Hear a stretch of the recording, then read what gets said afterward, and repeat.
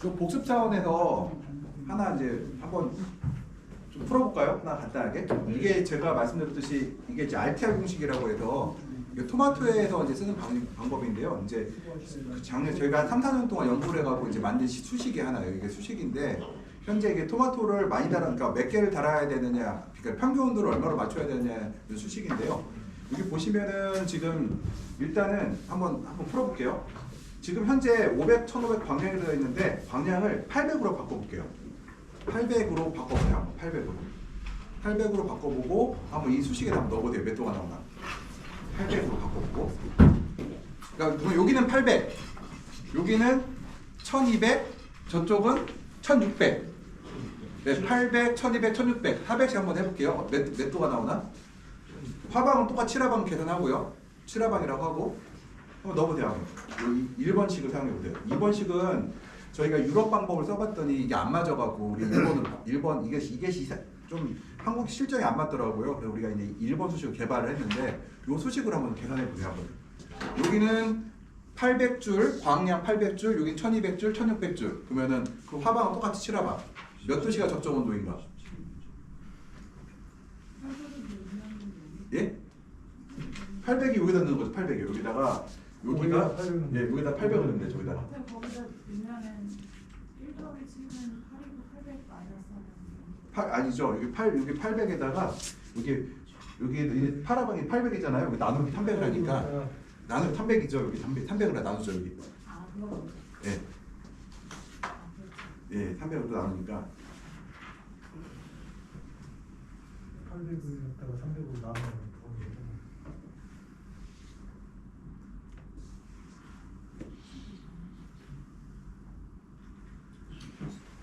가루가 전체 가루가 있으니까 예. 거기다가 0을 300분의 0이 되는 거 아니에요? 이게 지금 잠깐 실수 하다 지우고 나서 다시 네? 실수 지우고 나서 그래. 지우고 나서 다시 예, 실수 다시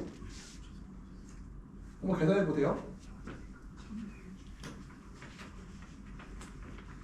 그럼 저는 해볼게요. 여기 800을 한번.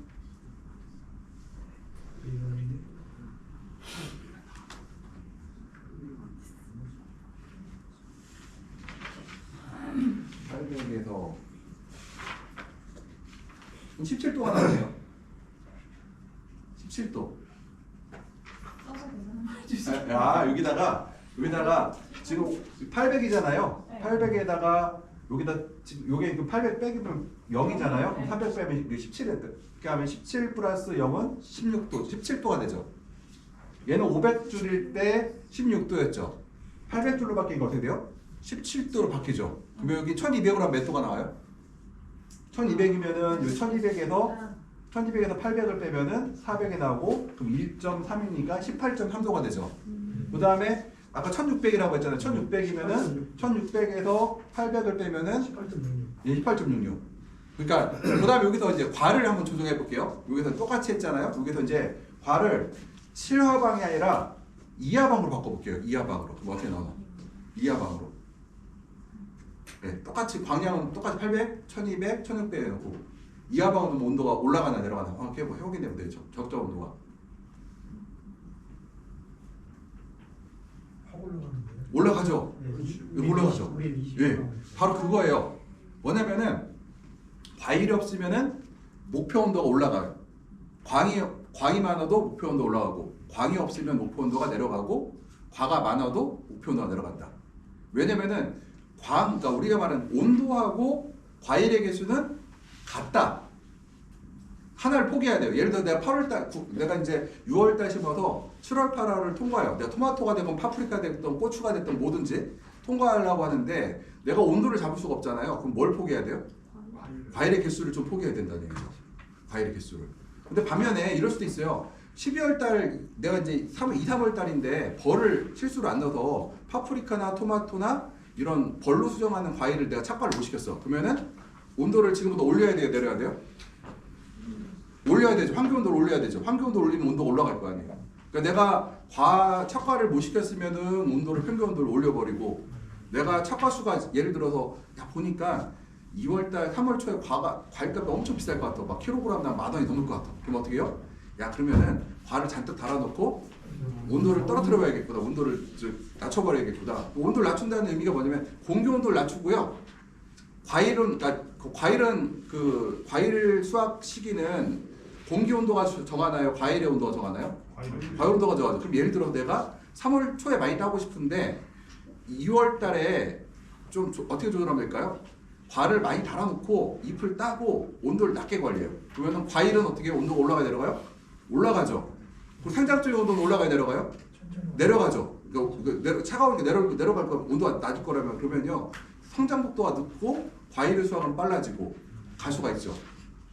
우리가 항상 생각할 때 과일하고 온도수는 같다고 생각하셔야 돼요. 그래서 제가 첫 번째 시간에 했던 것 중에 뭐라고 했어요? 환경을 제어할 수가 없기 때문에 작물로 제어한다. 그게 바로 이제 제일 쉽게 하는 게 바로 과일의 기술이라고 했죠.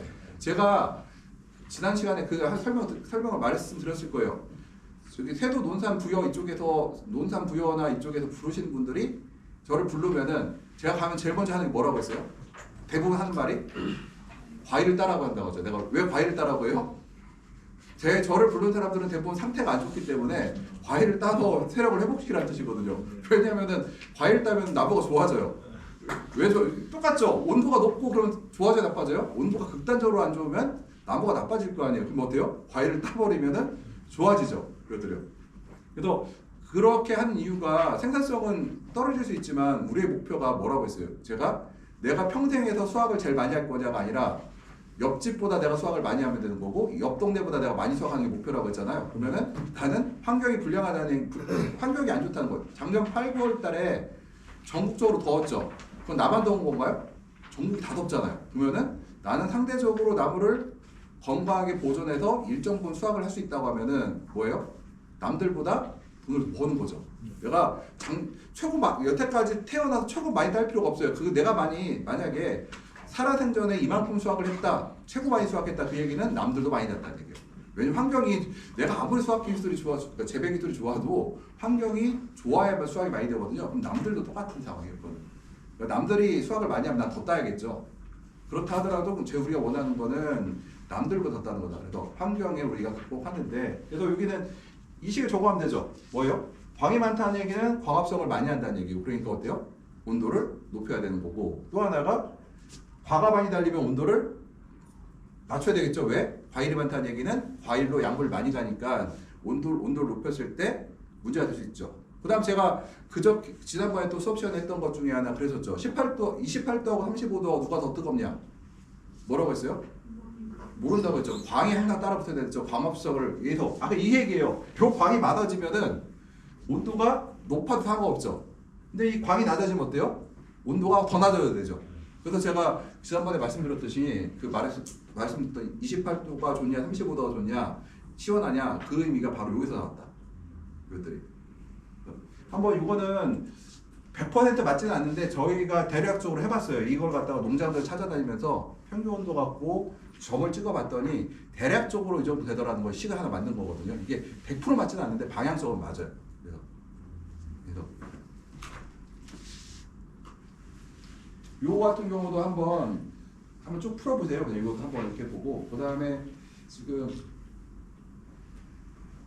그 적산 일성에 따른 적정 일평균 온도를 보게 되면은 지금 토마토가 연구가 제일 많이 되어 있어요. 그러다 보니까 이제 토마토를 기준으로 하고 파프리카를 기준으로 하는데 토마토와 파프리카가 일반적으로 한 1600에서 1800줄 사이에서 광합성을 제일 많이 한다고요.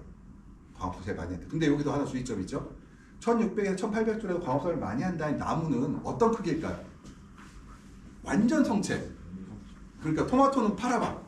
파프리카도 수확이 이미 1화방, 2화방 일단 수확이 시작된 시점. 그러니까 파프리카의 크기도 사람 키를 넘어서고 토마토도 2m, 3m가 됐을 때의 시점을 우리가 1800줄로 봐요. 그럼 요 나무는 어때요? 요만한 나무. 심은 지 한 달 됐어요. 이만해요. 얘는 1800줄이 필요할까요? 필요 없죠. 근데 여기서 하나 지난번에 그러면은 1800줄이 광이 필요 없는데 큰 나무는 적정 광량이 1800인데 작은 나무는 어떨까요? 600이 될 수도 있고 1000이 될 수도 있어요. 근데 그 나무 입장에서 1000 정도만 광합성을 충분히 하는데 1800이 1700이 돌아. 좋은 거예요, 나쁜 거예요? 나쁜 거예요. 왜냐? 우리는 뭐예요? 쓸데없이 증산작용을 많이 하는 것을 싫어한다.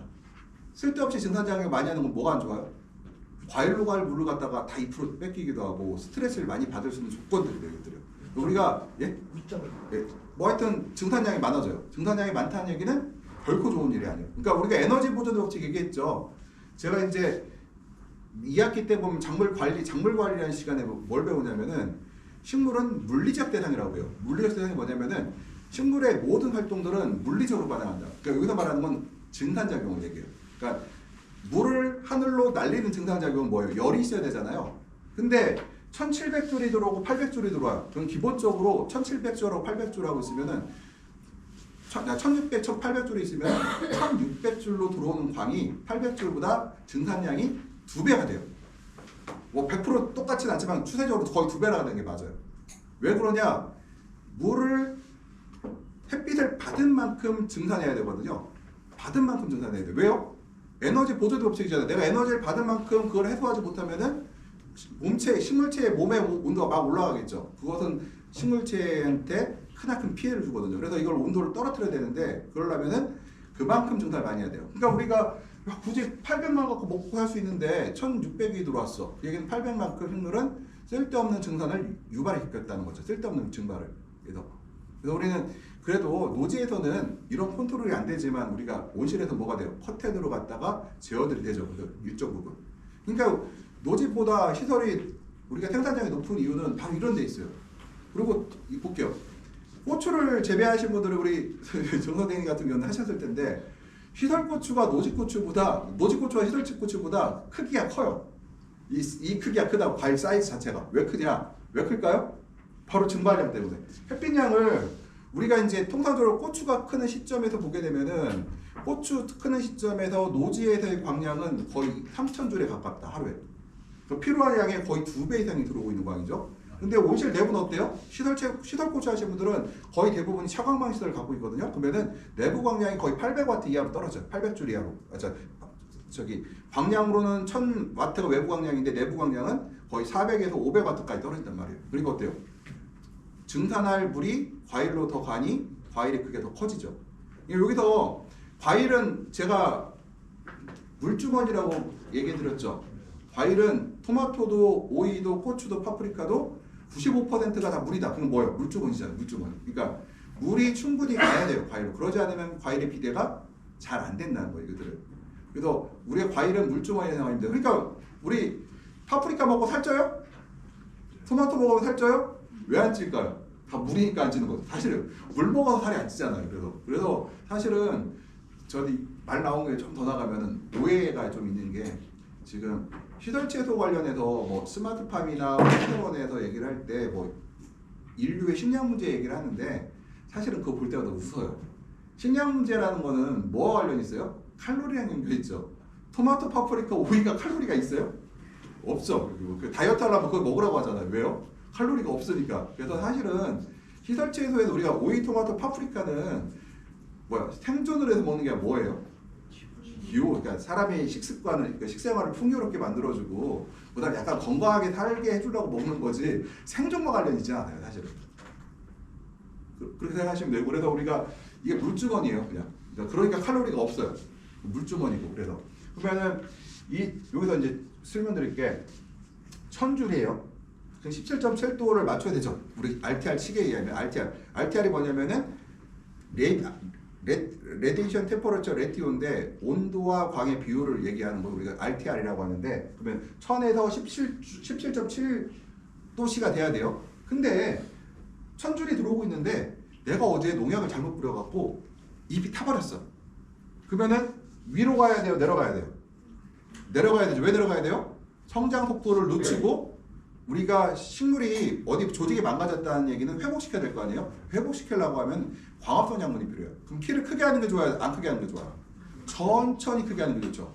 반대로 1000줄이 들어오고 있는데 아까 말씀드렸듯이 내가 우리가 이제 벌 수정이라고 해서 이제 귀형벌이라고 해서 뭐라고 하죠? 하여튼 호박벌을 쓰거든요. 수정하는데 호박벌을 갖고 왔는데 호박벌을 내가 어제 그 네오니톤 그 농약을 잘못 쳐서 죽은 줄도 모르고 방치 놔뒀어. 그러고 나서 한 일주일 벌통 확인도 안 해보고 일주일 지나고 나서 봤더니 꽃이 쏟아져 있어. 그래서 하나방 반 정도를 착과를 잘 못 시켰어. 그러면은 선줄에 17.7도에 아니면 더 위로 올라가야 돼요? 위로 와야 되죠. 내가 화방을 놓쳐버렸잖아요. 그러면은 화방을 놓쳤다는 얘기는 과일을 놓쳤다는 얘기는 광합성 양분이 잎과 줄기와 뿌리로 가니까 그렇게 하게 되면은 뚱뚱해지고 그런 문제가 생기죠. 그러면 온도를 높이면 어떤 장점이 있어요? 새로운 꽃이 더 빨리 크고 그 다음에 지나치게 식물체가 커지는 비대해지는 걸 막아줄 수가 있죠. 그러니까 이거는 우리가 미리 올리는 거예요. 미리. 그러니까 내가 봤더니 화방이 날아갔네? 그러면 온도를 조금 올릴 수 있어요. 그것들을. 왜? 그래야지만 다음 꽃도 빨리 나오고 그리고 식물체가 비대되는 거. 너무 커지는 게 안 좋아요. 이파리 이만큼 크면 좋나요? 작업만 많이 해야 되고 햇빛만 가리고 나빠요. 그러니까 잎이 이만큼 커지는 동안 뭘 사용했죠? 과합성 약물을 사용했죠. 내가 과일을 키워야 되는데 이만큼 잎이 이만하면 되는데 이만해. 그럼 요만큼 뭘 한 거예요? 쓸데없이 과합성 약물을 낭비한 거예요. 그러면은 온도를 낮추면 이게 커지거든요. 온도를 높이면은 이게 좀 작아지고 잎의 크기를 조절하는 쪽으로 하더라도 잎의 크기를. 그래서 작물 생명 이제 이것들은 이제 작물 생명의 목적에 따라 다르게 한다 이렇게 되어 있는데 이게 뭔 뜻이냐면 이렇게 할 수 있어요. 내가 12월 말에 그러니까 내가 잡기를 이제 4월 달에 완료하려고 그래요. 왜냐하면 5월 달에 온실 뜯어 고쳐야 돼. 그래서 기간을 보니까 5월 달에 뜯어 고쳐야 8월 달에 새로 심을 수가 있어. 그럼 내가 잡기를 4월 중순에 완료시켜야 되잖아요. 그럼 내가 3월 말이에요. 그럼 3월 중순 말에 1,500여 원이 들어오고 있는데 19.3도로 갈까요? 더 위로 갈까요?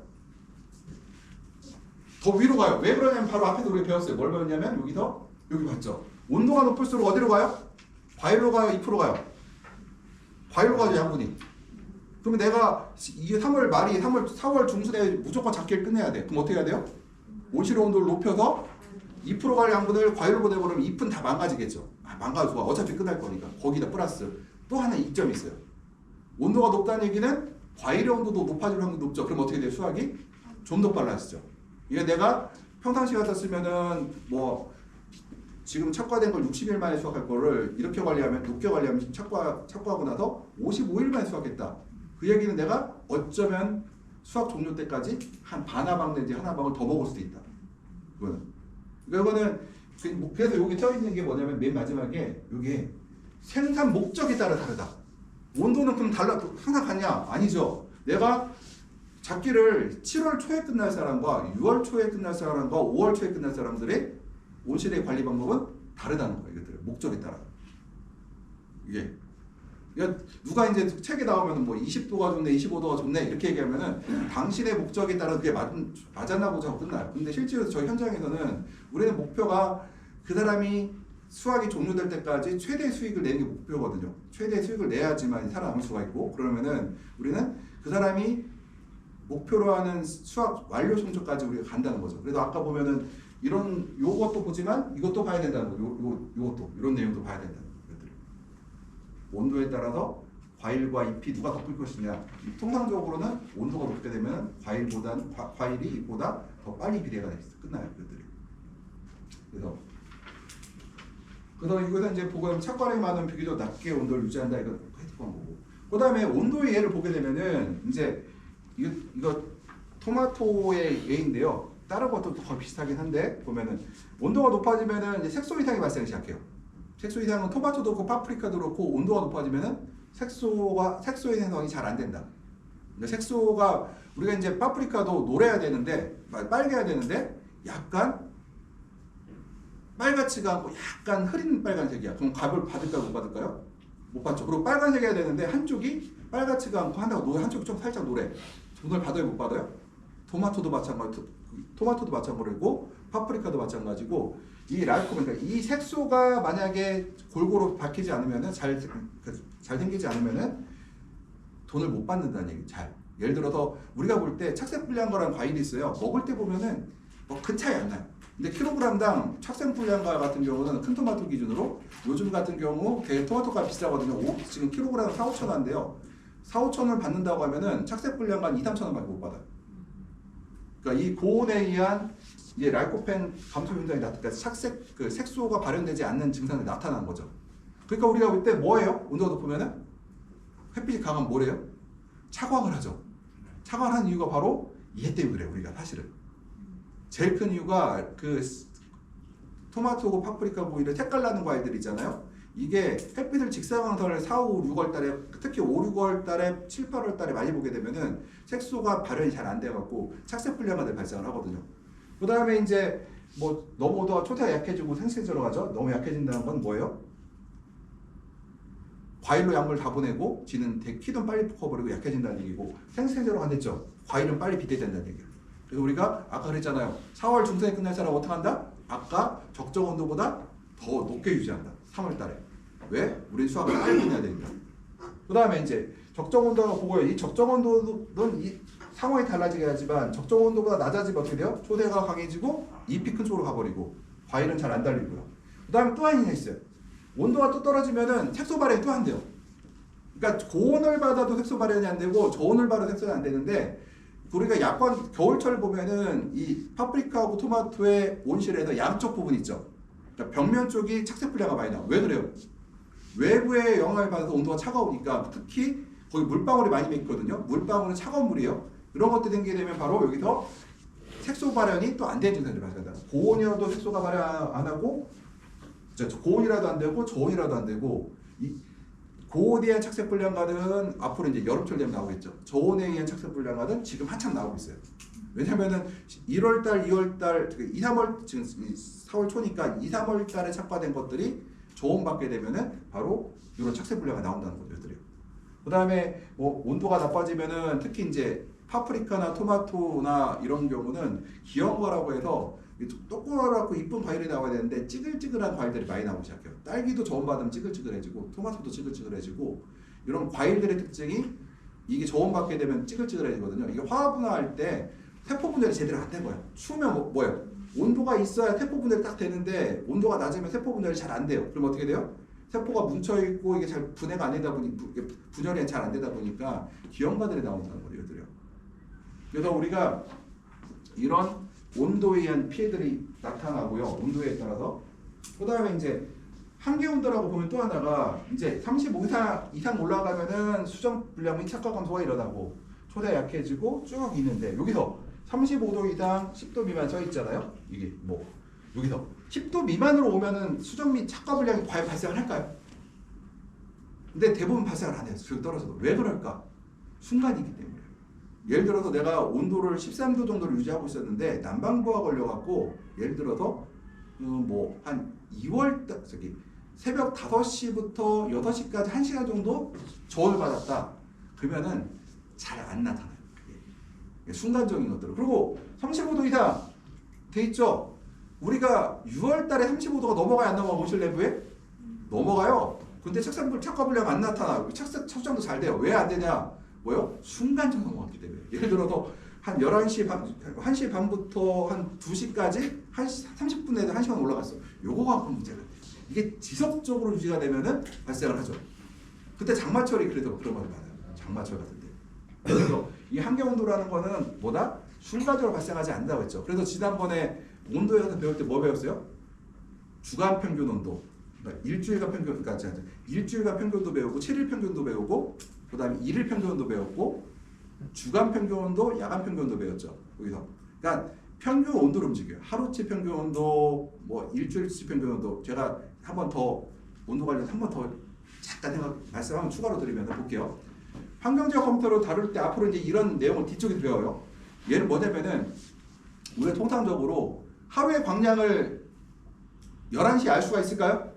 모르죠.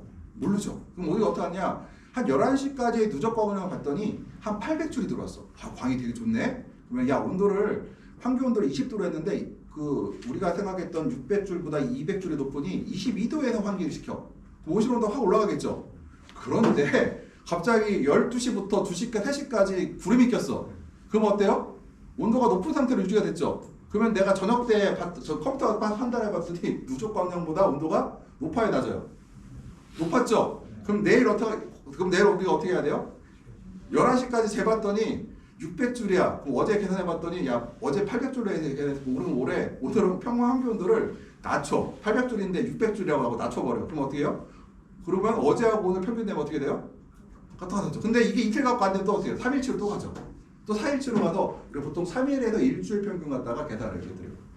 이게 우리가 오해하는 게 있어요. 사람들이 순간순간 한다고 하는데 그렇지 않아요. 그렇게 뭐 컴퓨터가 똑똑하고 영리하지 않는다. 그러면 뭐 한다? 우리가 인간이 제시했던 그 값에서 벗어나면은 하는데 그 다음날 똑똑한 컴퓨터들은 지가 알아서 그걸 보정을 해주고 그렇지 않고 우리 일반적인 그러니까 외상 컴퓨터 좋은 컴퓨터지만 그 보정을 안 해주는 거 어떻게 해요? 인간이 개입을 해서 야 오늘 광량은 어제보다 조금 낮게 세팅을 해야지 어제 광량 대비 온도를 조금 낮게 세팅을 해야지 하고 넣을 수도 있고 아주 좋은 그러니까 인공지능이 약간 가미된 거는 지가 알아서 그 정도는 변경해주고 이런 차이가 있다는 거죠.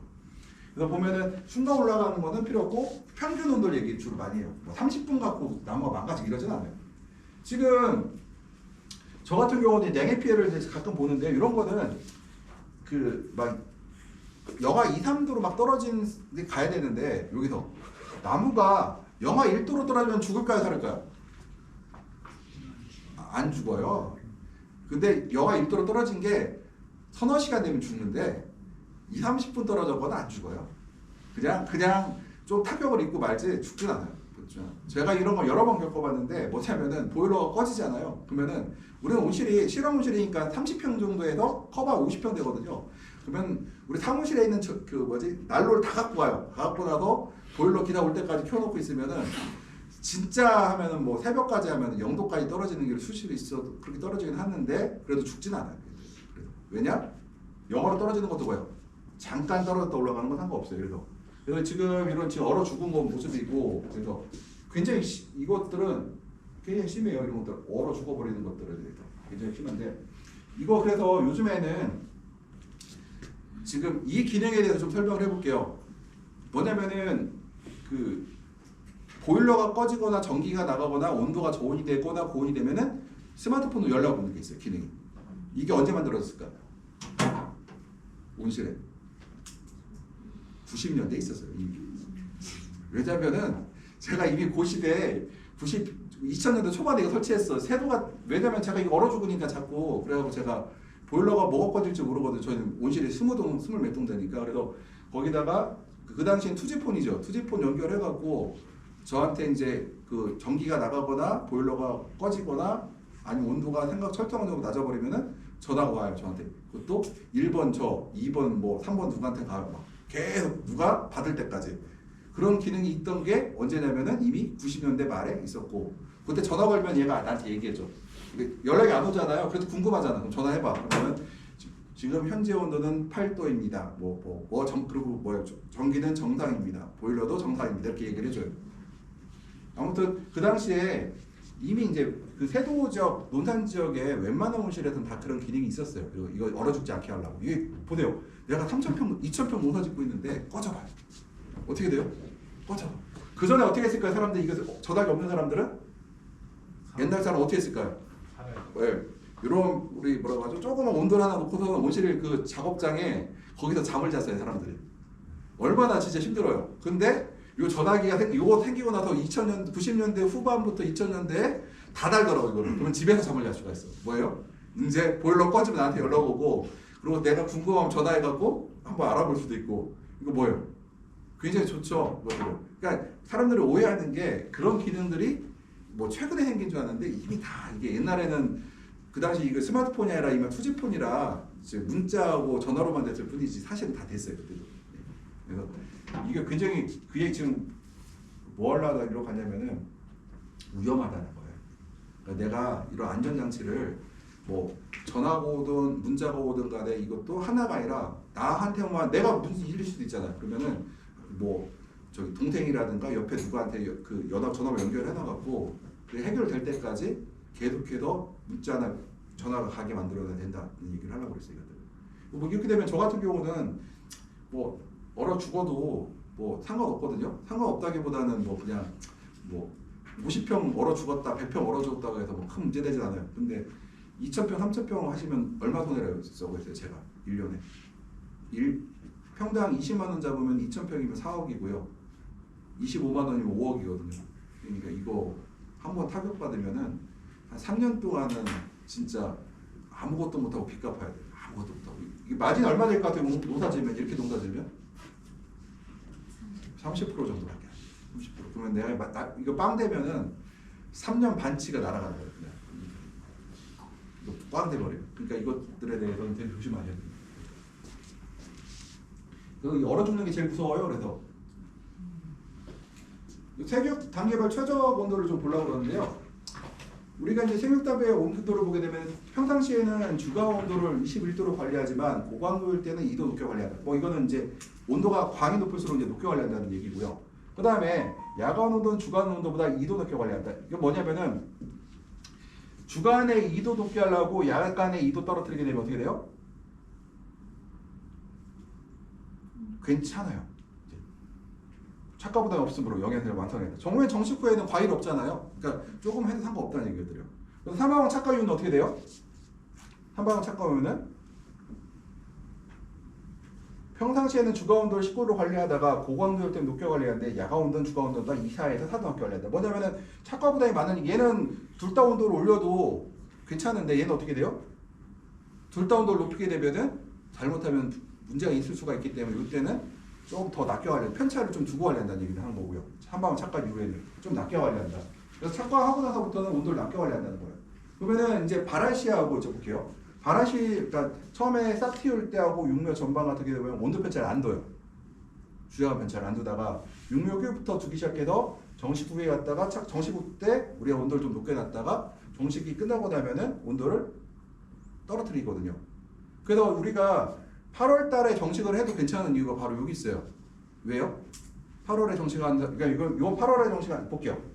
8월에 정식한 사람이고 얘가 8월하고 7월을 볼게요. 8월에 정식하고 7월에 정식했으면은 7월에 정식한 사람도 처음에 온도가 높아도 상관없죠. 그리고 8월에 정식한 사람도 처음에 온도가 높아도 상관없어요. 근데 문제는 8월에 정식한 사람은 9월 달로 가버리죠. 온도가 떨어져 올라가요. 떨어질 수가 있죠. 근데 7월에 정식한 사람은 8월 달 어떻게 돼요? 온도가 더 올라가죠. 안 된다는 거예요.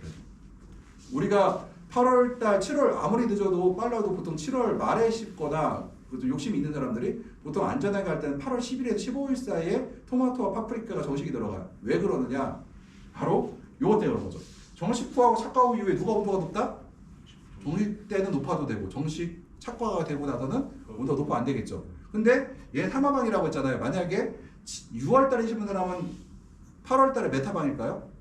6화방, 7화방 되거든요. 그러면 최성기예요. 온도를 높여야 돼요? 낮춰야 돼요? 낮춰야 돼요. 훨씬 더. 낮출 수가 없죠. 그러니까. 그래서 우리가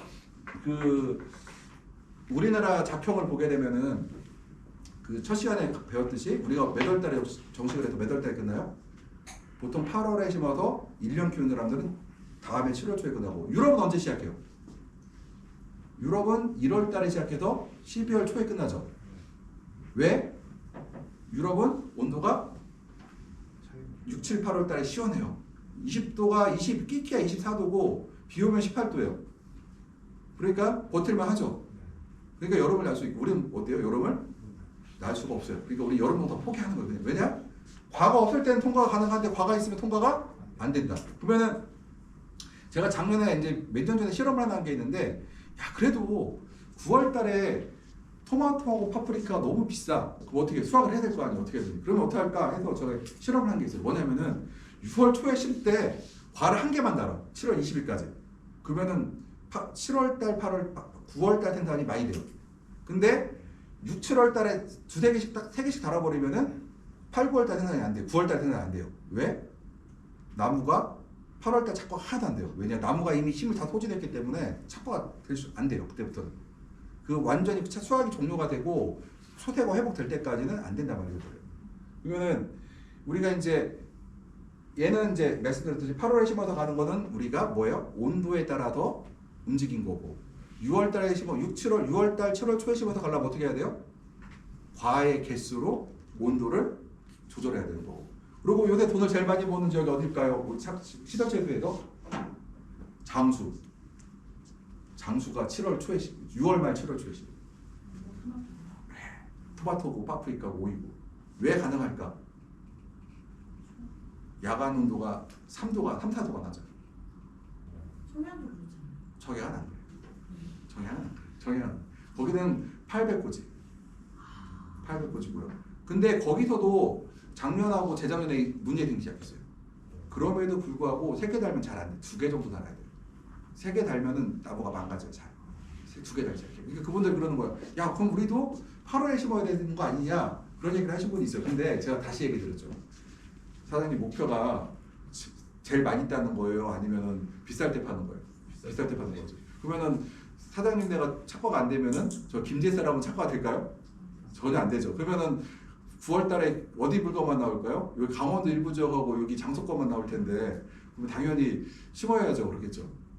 철원도 똑같은 얘기 하시더라고요. 철원 군수님이 그런 얘기 그랬다는 거예요. 너무 많이 기상이변에서 온도도 올라가는데 너무 위험한 거 아니냐 이렇게 직원들한테 물어봤대요. 그래가 직원이 연락이 와서 그런 얘기를 하더라고요. 제가 군수님한테 이렇게 보고 하라고. 그래서 김제하고 논산바닥에서는 아예 농사가 안 되니까 9월달 뜨거워도 양이 적게 나와도 가격만 비싸게 받으면 되지 그게 무슨 상관이냐고. 차라리 면적을 더 넓히라고. 9월에 10월에 안 나오거든요. 아예 온도가 올라가 버리니까. 그나마 거기서 나와요. 그럼 8월에 심는 때도 요즘에 9월에 너무 더우니까. 작년에 그랬죠. 재작년에는 8월에 심은 게 수확이 10월에 됐거든요. 10월 25일 날. 근데 올해는 8월 15일 날 심은 게 9월 초까지 착과가 안 됐어요. 그래서 수확이 11월 25일 날 시작됐어요. 원래 12월 말부터 토마토 가격이 이제 파프리카 토마토 가격이 떨어져요. 완만하게 떨어져야 되는데 계속 이러고 있었어요. 이러고. 왜 그러냐면은 그때 이제 그러니까 흔히 말해서 이제 중남부 지방에서 8월 달에 심은 것들이 수확이 되기 시작해 되는데 착과가 안 되면서 뒤로 다 밀려가고 한 달 정도 밀려서 엄청 작년에 특이했던 애고요. 근데 뭐 제가 볼 때 이런 애가 이번에 끝날 것인가에 대해서 저도 지금 퀘션 마크. 왜냐면 이제 말을 못 하겠어요. 이제 이게 일반적인 현상이 될 수도 있을 것 같다. 작년 재작년 연속 그러고 나니까 이제 그래서 저희도 누가 물어보면은 야 저희 무진장 800호지로 올라 거기는 되니까 일단은 겨울에 난방비 좀 더 하면 되지 그까짓 거 뭐. 지금 그래서 요 의도 갖고도 이해가 되시죠? 네, 요거 그러니까 정식고 타바방은 분명히 뒤로 갈수록 온도가 내려가야 돼요. 왜냐면 이때는 착과 과일이 없고 과일이 있고에 따라서. 근데 뒤로 가면은 육하방 착과율은 더 떨어져야 되겠죠. 예. 주야간 온도 편차에 대해서 이제 설명을 드리려고 해요. 이 주야간 온도 편차가 굉장히 중요해요. 어떻게 중요하느냐? 난방비 절약에도 중요하고 초대 관리, 꽃 피는 거 이게 굉장히 중요한 게 바로 주야간 편차다. 그럼 여기서 주야간 편차를 볼 때 제가 재밌는 걸 볼게요. 나무가 실제로 연락 온 거 있거든요. 이 상태다. 주야간 편차가 큰 걸까요? 작은 걸까요? 아래가 크고 위는 작아져요. 극단적이에요. 이게 주야간 편차가 큰 거예요. 낮에는 가두고 밤엔 저온 관리하면 이렇게 나타나요. 이렇게. 또 이 어떤 경우가 나타나냐면은 근권 난방한다고 그러니까 우리가 주난방 이렇게 난방을 해야 되잖아요.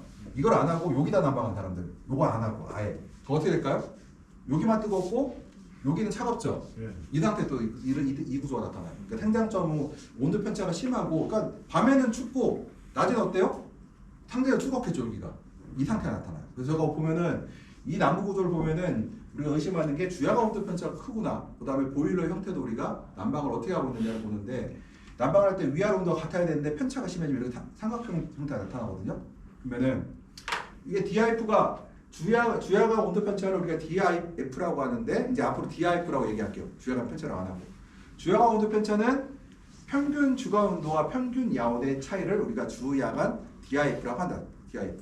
그러면은 평균이니까 편차가 10씩 날까요? 잘 안 나요. 근데 나긴 나요. 왜 언제 나느냐? 환절기 때 나요.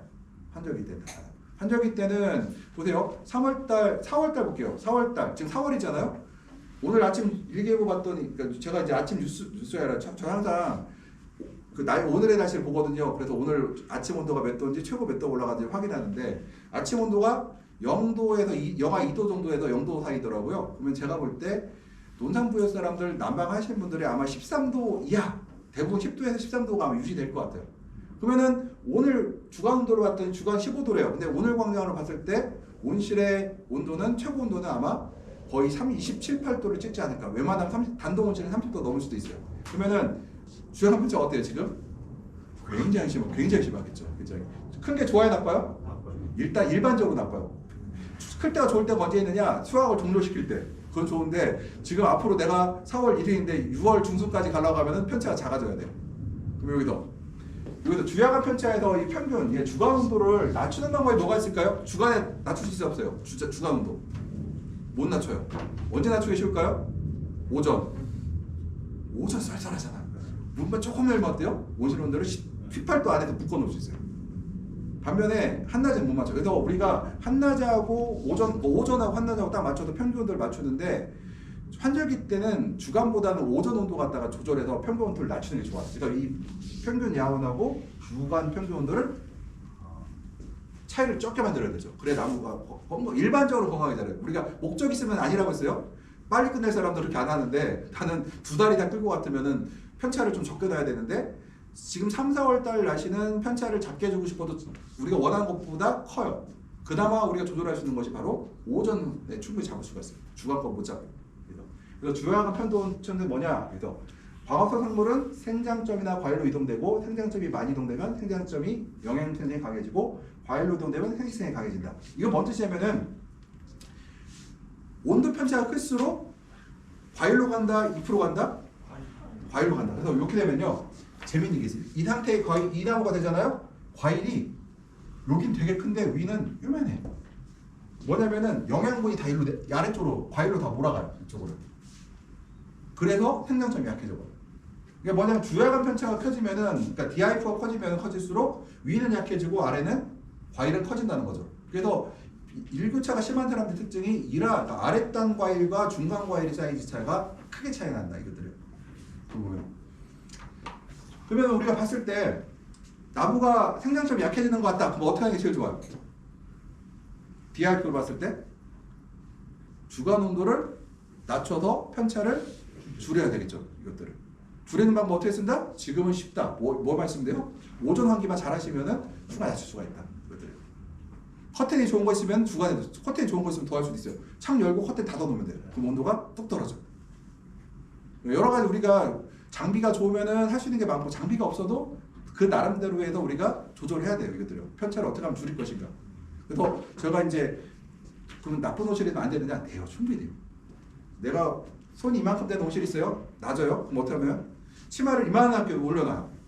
이만큼 어때요? 아침 환기를 치마라는 게 비닐 높이거든요. 치마는 비닐 높이 이만큼 높여놓으면 바람이 타고 들어오니까 내가 아침 환기 충분히 할 수 있고요. 그 다음에 그러면 낮에 뜨겁지 않느냐? 어떻게 하면 돼요? 낮이 아니라 여름에 뜨겁지 않느냐? 양쪽 자꾸 내리면 되죠. 양쪽으로 밑에 내려버리면은 되죠. 충분히 되죠. 그것들이. 그래서 우리가 그렇게 나름대로 하시면 돼요. 그 나름대로. 그래서 제가 말씀드렸듯이 비싼 옷을 많이 따야 되고 싼 옷을 좀 덜 따도 된댔잖아. 그 나름 그 내에서 우리가 생산성만 남들보다 더 따면 되는 거지. 내가 최고로 많이 딸 필요는 없다 이것들은. 그다음에 주야간 온도 편차는 낮 동안 생성된 광합성물이 각 기관에 분배하는 정도를 결정한다. 그래서 일반적으로 광합성물은 야간에 따뜻한 기도로 먼저 이동하고, 그래서 광량이 높은 날 일몰 온도를 빠르게 떨어뜨리면 과일이 잎보다 온도가 서서히 떨어지므로 광합성물이 많아 이동이 잘 돼서 과실 생산이 좋다 이렇게 되어 있어요. 이건 그렇다는 얘기고, 이거 이대로 가면 안 돼요. 왜 그러냐면은 과거에는 이제 과일의 온도를, 그러니까 잎의 온도를 빨리 떨어뜨리고 과일을 천천히 올리라고 해서 쿨다운이라는 거죠. 뭐냐면은 환기를 갖다가 온도가 떨어질 때 환기를 탁 한 다음에 탁 닫아요. 그럼 어떻게 돼요? 온도가 뚝 떨어지고 올라가죠. 이걸 우리가 쿨다운이라고 했었는데 지금 쿨다운을 하라고 할까요? 하지 말라고 그럴까요? 하지 말라고 그래요. 오히려 커튼을 일찍 치라고 해요. 왜 그럴까요? 여기도 아까 과일은 뭐라고 했어요? 제가 과일은? 물주머니. 그렇죠? 물주머니는 빨리 식어요. 온도가 빨리 떨어질까요? 잘 안 떨어지죠. 그러니까 천천히 떨어뜨려도 과일의 온도는 잎의 온도보다 항상 천천히 떨어진다는 거예요. 항상 천천히. 그래서 우리가 일부러 할 필요는 없다 이렇게 얘기해요. 일부러 할 필요는 없다. 그러니까 일부러 하게 되면 어떨까요? 잎의 온도가 너무 빨리 떨어지면은 문제가 또 발생해요. 어떤 문제가 발생할까요? 잎의 온도가 많이 떨어지면? 스트레스도 받을 수 있는데요. 스트레스 안 받아도 이런 게 있어요. 뭐냐면은 양분이 이동하려면은 식물체가 펌프라는 게 있어요. 안에 펌프가 있어요. 팡팡 해서 광합성 양분을 이동시켜야 될 거 아니에요. 저장 공간. 그럼 이동시킬 때 펌프가 차가워지면 작동을 잘 할까요? 안 하죠. 그럼 뭐예요? 잎의 온도가 너무 빨리 떨어졌을 때 이 펌프의 기능이 상실한다. 그렇게 되면은 양분이 다른 곳으로 이전하지 못하고 잎에 남아요. 그럼 어떻게 될까요? 이파리가 이렇게 뒤틀려서 아침에도 안 일어나. 뭐냐면은 아침에 그러니까 초저녁에는 살짝 뒤틀려 있다가 토마토 오이잎이 펴져 있다가 그러니까 생장점이 뒤틀려 있다가 아침에 돼 있으면 펴져 있어야 되거든요. 이렇게 펴져 있어야 되거든요. 근데 아침까지 뒤틀려 있어. 이게 뭐냐? 펌프가 고장나서 양분이 거기서 그냥 고여 있다. 그럼 펌프가 고장나서 잎에서 양분이 딴 데로 안 갔어요. 그럼 아침에 광합성을 해야 하네요? 못해요. 거기 있기 때문에 못해요. 또. 이런 것들이 있기 때문에 우리가 지금은 쿨다운을 하지 말라고 그래요. 쿨다운 안 해도 지가 알아서 우리가 원하는 속도보다 더 빨리 떨어진다. 가만히 있어도. 그래서 커튼 닫고 천천히 버티고 있어요. 왜냐면 우리가 쿨다운, 우리의 시간당 2도가 목표예요. 그러니까 아침에 온도가 올라갈 때는 시간당 1도가 목표고 내려갈 때는 시간당 2도인데 아침에 올라가는 속도가 2도, 시간당 2도 잡으면 되게 잘하는 사람이에요. 내려가는 것도 우리가 웬만해서 2도 이하로 2도 이상 2도로 맞출 수가 없어요. 더 빨리 떨어져요. 일반적으로. 그래서 우리가 그냥 천천히 떨어뜨려야 되는데 이론적으로는 과일이 잎보다 온도가 천천히 떨어져야 과합성물이 과일로 많이 익어서 과일의 비례가 빨라진다 하는데 우리가 가만히 있어도 이 점은 저절로 돼요. 이것들은. 그래서 야간 평균 온도가 높을 때를 볼게요. 호흡이 증가로 과합성물이 소비된다. 건물중이 낮아지고 영양생장으로 이양하게 되고 과실 비례가 빠르고 작아진다. 이게 언제일까요? 장마철. 그러면은 장마철 호흡량 증가로 과합성 소비가 많다. 그 다음에 건물중이 나무의 몸이 가벼워지고 그 다음에 영양생장. 장마철은 꽃이 안 펴요. 계속 잎만 펴요. 왜요? 온도 편차가 있어요 없어요? 우리 디하이프라고 했죠. 주야가 온도 편차가 있어요. 꽃이 핀댔죠. 장마철은 디하이프가 없어요. 편차가 거의 없는 시절이에요. 그다음 과실비대가 왜 빨라요? 빛이 빠르고 온도가 높으니까 빨리 되긴 하죠. 그 대신 뭐가 있어요? 작죠. 상품가가 없죠. 그러니까 이것들이. 그러면 주간 일평균 온도가 같고 주간 평균 온도가 높을 경우 볼게요. 평균 온도는 같은데 주간 평균 높을 때 야간 온도가 낮은 경우 볼게요. 그러니까 온도가 야간 온도가 낮다는 얘기죠. 절간이 길고 엽색이 짙고 잎이 두껍고 잎이 작고 수확 수혈수가 너무 짧아지고 주간 온도가 너무 높으면 생산이 나쁘다. 바로 이거 언제냐면 바로 이거 얘기해요. 이 구조. 삼각형나무 이거예요. 이 나무가 돼서 이렇게. 그러니까 내가 평균 온도를 하는데 저거는 이제 적당하게 맞춘 게 아니라 극단적으로 예를 들어서 밤 온도는 10도인데 야간 평균 온도는 10도인데 주간 평균 온도를 25도로 맞춰서 30도로 맞춰서 평균을 20도로 맞춰서 이건 너무 극단적인 사례거든요. 그러면 나무가 이런 형태를 만들어요. 극단적으로. 지금 요 얘기가 저한테 카톡으로 오는 게 저거 되게 많이 와요. 지금 저한테 오는 물어와요. 왜 작물이 이렇게 망가지고 있냐 물어보는데 바로 이게 이렇게 와요. 왜 이렇게 올까요? 지금 상황이 밤에는 춥고 낮에는 뜨겁고. 그럼 저 이거 어떻게 할 거야? 이 사람 보고 어떻게 하래요? 커튼이 있으면 커튼을 일찍 치세요. 뭐 난방을 조금 해주세요. 아까 돈이 들어서 좀 해주세요. 이렇게 비수밖에 없어요. 비수밖에. 그러면은 지상부 온도가 낮에는 조금 낮고 밤에는 조금 높게 관리할 수밖에 없다는 거죠. 얘들은. 낮에도 커튼을 치고 밤에도 커튼을 일찍 치고 그 다음에 밤에도 난방을 해주고 해서 조절할 수밖에 없다는 거죠. 그러면은 이렇게 되면 이파리가 요만한데 시커멓고요. 딱딱해요. 이것들은. 생산량이 굉장히 떨어진 이파리죠. 이것들은. 말씀드렸듯이 저거는 수확이 종료된 사람은 아무 의미가 괜찮다는 거고 저거는. 지금 요거는 좀 잘못된 거고 요거 하나 이거는 밤온도 저하가 필요하다는 얘기 잘못된 거고 못하더라고요. 볼게요. 지금 고온이면서 낮은 고온이에요. 밤에는 저온이에요. 낮에 고온이고 밤에 저온이면 뭐예요? 편차가 큰 거죠. 디하이프가 크죠 지금. 그럼 뭐예요? 꽃이 많이 피고 양분 이동이 안 되는 이 삼각형 나무가 되는 거예요 지금요. 삼각형 나무가. 그러면은 우리가 과합성을 많이 해요. 왜? 낮에 뜨거우니까. 근데 호흡량은 보통이고 그 다음에 전류 속도가 약하기 때문에 양분이 저장이 심해져서 어떻게 돼요? 다음날 과합성을 잘 못하는 상태가 발생한다는 거고. 그 다음에 낮 온도도 저온, 밤 온도도 저온이에요. 이거 어때요? 과합성도 적게 하고 그 다음에 양분의 저장도 조금만 하고 그 다음에 어떻게 돼요? 성장 속도도 느리겠죠.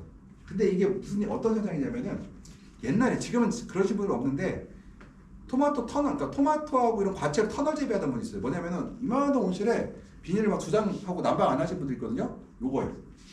왜 그러냐면은 밤에는 이렇게 하니까 어때요? 난방을 안 하니까 온도가 80도로 막 떨어지고요. 낮에는 어떻게 해요? 비닐 다 벗겨놓거든요.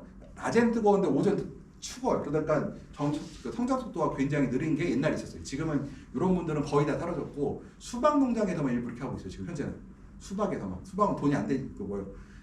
이렇게 관리하면 이거 뭐죠? 제대로 관리하면 돈이 많이 들기 때문에 난방 안 하고 하시거든요. 그 다음에 이제 고온이면서 야간도 그러니까 주간도 고온, 야간도 고온이에요. 이거는 이제 광합성도 잘하고 양분의 속도도 빠른데 전류 속도도 빠르죠. 이거는 광량이 좋으면 광량이 좋을 때 이렇게 하셔야 돼요. 예를 들어서 광이 언제 좋을까요? 4월달에 3월달 4월달인데 낮에 광 좋죠. 밤의 온도를 15도에서 18도 올리라고 위로 18도까지. 왜냐? 화방의 전개 속도가 빨라지거든요. 광이 막 1800, 1900 들어오고 있으니까 밤의 온도를 높이고 주간 온도를 높여서 평균 온도를 한 21도 정도 올리면 화방의 전개 속도가 빨라져요. 그래서 이렇게 하라고 하는데요. 그 다음에 다음날 생장 강도를 판단해 밤 온도를 조절한다. 이건 뭐냐면은 생장 강도를 봤을 때 이제 그 밤 온도를 낮추거나 높여서 조절하라는 얘기예요. 주간권 그대로 놔두고 밤 온도를 낮추거나 높여서 우리가 평균 온도를 높일 수 있고 내릴 수 있다는 얘기가 되는 거고요. 그다음 맨 밑에 거 이게 지금 저기 낮에는 저온이고 밤에는 고온인 거 최악의 상태이고 이거는 뭐면 광합성도도 없는데 뭐요? 호흡량은 높은 상태가 되고요. 이거는 뭐 이제 거의 뭐 이제 그 뭐라고 하죠? 나무가 망가진 상태라고 보시면 되는데 이것도 장마철과 연결돼 있어요. 장마철도 이걸로 보시면 돼요. 낮에 고온이고 밤에도 고온인데 낮 온도에 비해서는 상대적으로 밤 온도가 밤 온도에 비해서 상대적으로 낮 온도가 저온이죠. 왜냐하면 밤 온도가 27, 8도인데 낮 온도도 28, 9도밖에 안 돼요. 거의 같거든. 야간과 주간으로 차가 거의 안 나기 때문에 식물이 망가지는 것들 요거는 그 망가지는 습니다 이거는 장마철에. 제일 좋은 적이네요. 그렇죠. 3번이 저 때가 바로 우리나라 지금 4, 5월 달 얘기예요. 4, 5월 달. 4, 5, 6월 달에 어때요? 우리 다 아시죠? 3월 달에 온실에다가 토마토, 오이, 파프리카 집어던져 놓으면 물만 주면 지가 알아서 다 자라요. 내가 신경 쓸 거 지가 알아서 자라. 왜 잘 자라요? 바로 저 조건이기 때문에 잘 자랄 때요. 저 때가 그죠?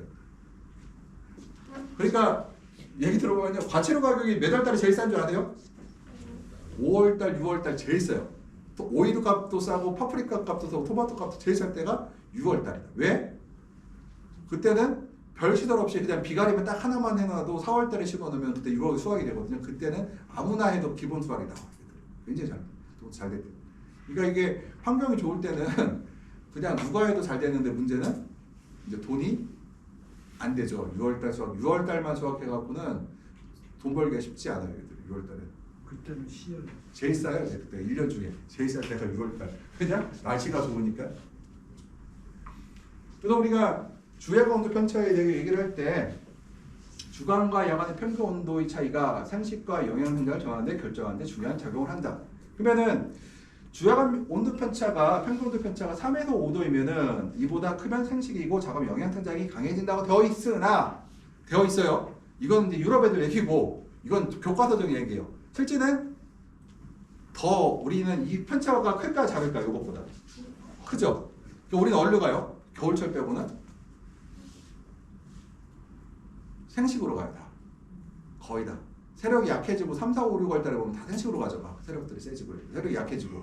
그래서 보통 우리가 이제 편차가 일반적으로 우리가 좀 큰 편이다 생각하시면 돼요. 이것들이 큰 편이고 온도차가 크면 낮의 광합성에 의해 만들어진 양분이 밤에서 소모가 적게 되므로 이 양분이 과일 등 생식성에 많이 사용되게 된다. 그래서 편차가 이제 온도 편차가 있으면은 이제 과일이 빨리 커지고 좋아진다는 얘기인데 이게 우리 쪽 시설원에만 해당되는 게 아니라 사과도 그렇잖아요. 사과가 9월달, 10월달에 온도가 높으면 사과 농사가 안 되거든. 사과가 자꾸 맛이 없거든요. 색깔도 이쁘지 않고 이렇게 바로 여기서 발생을 해요. 이것들이 편차가. 그러니까 편차가 강한 것들이 나오는데 이 편차가 크면 또 뭐가 문제가 생겨요? 요거죠. 극단적 생식으로 하다 나무가 망가져요. 근데 사과는 어때요? 나무 망가져도 돼야 한대요. 10월달에 되죠. 어차피 겨울로 들어가니까 이제 망가 상관없죠. 그러니까 상관없는데 우리 이제 과채로 연속 착과되는 작물을 키우는 토마토나 딸기나 이런 오이나 이렇게 연속 착과되는 사람들은 안 되죠. 그렇게 되면 항상 조절해야 되고 적심 치고 나면 이렇게 가도 돼요. 적심 치기 전에는 이렇게 하면 안 되죠. 이것들. 적심이 뭔지 알아요? 적심 모르시죠? 설명드릴게요. 적심이 뭐냐면은 내가 이렇게 키가 커야 되는데 여기를 탁 잘라버려. 여기 그럼 어떻게 돼요? 키가 더 이상 못 크죠. 그걸 우리 적심이라고. 여기 적심 치고 나면은 수확이 뭐 토마토는 한 달 반에서 두 달, 뭐 오이는 15일에서 20일 있으면 끝나요. 적심 치고 나면. 적심이라는 게 뭐냐면은 키가 더 이상 못 크게 우위를 막아버리는 걸 우리 적심이라고 하거든요. 그래서 온도차가 작으면은 이제 광합성에 만들어진 양분에게 양분을 소모함으로써 다 소모돼서 이제 다 소모돼서 과일이 안 좋아진다는 얘기가 되고, 그래서 낮과 밤 온도차가 크면 당도 높아지고 특히 과실비대의 영향을 크게 받는다 얘기를 하는데, 우리나라는 일반적으로 이제 그러다 보니까 3, 4, 5, 6월 달에 생산량이 많은 이유 중에 하나가 이런 온도 편차도 있고, 그 다음에 날씨도 워낙 좋고 이렇게 있고요. 그 다음에 그 온도 편차가 크면은 또 하나가 딸기, 토마토 예를 들어도요. 토마토가 몇 월 달에 제일 맛있는 줄 아세요? 3, 4월 달 토마토가 제일 맛있어요. 왜 그러냐? 바로 편차가 발생하죠. 언제 토마토가 제일 맛없을까요? 6, 7, 6월? 뭐 6월 거는 그냥 맛있어요. 저희 7, 8월 달 거 먹어보면은 무맛이요. 아무 맛도 없어요. 왜 그럴까요? 온도차가 크고, 온도차도 작고요. 상대도 작고요. 온도가 너무 고온이죠. 그러면 편차는 작아요. 그러니까 평균도 높은데 편차도 없어요. 그때가. 왜냐면 밤이고 낮이고 뜨겁죠. 다 뜨겁죠. 편차가 적은 편이거든요. 그러다 보니까 7, 8월 때 저희가 이제 브릭스메터로 계속 측정을 이제 해보잖아요. 그러면은 큰 토마토 기준으로 했을 때 그 일반 유럽종 토마토들 보면은 한 3, 4월 달엔 4.5에서 5점 초반대 나오는데 7, 8월 달 토마토를 먹으면은 3.5에서 4점 초반 나요. 1브릭스 정도 차이 나요. 제일 비쌀 때 제일 많은. 그때 싸죠. 7, 8월 싸요. 강원도 분량 막 쏟아지고 그래 나올 때인데 제일 비쌀 때가 9월, 10월. 9월, 10월. 그때 끝내줘요.